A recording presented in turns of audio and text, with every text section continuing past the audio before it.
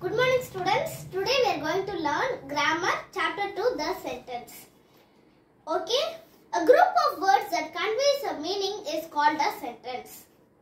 இது என்னன்னா ஒரு குரூப்பான வேர்ட்ஸ் சேர்ந்தா மீனிங் உள்ள சென்டென்ஸ் கிடைக்குமா அதான் ஓகேவா It always begins with a capital letter and ends with a full stop.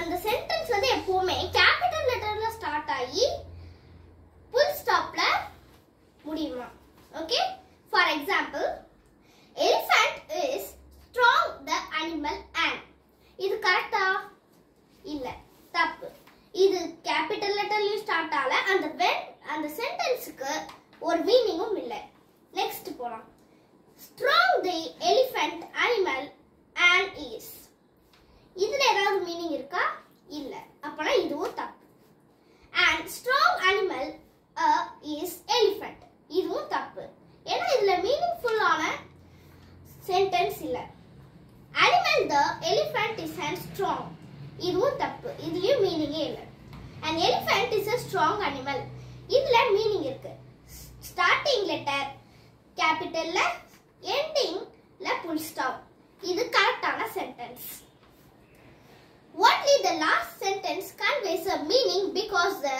group of words are arranged correctly. Also, the sentence begins with a capital letter and ends with a full stop. Exercise polama.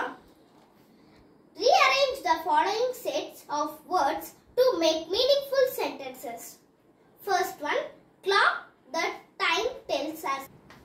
Answer வந்து a clock tells us the time.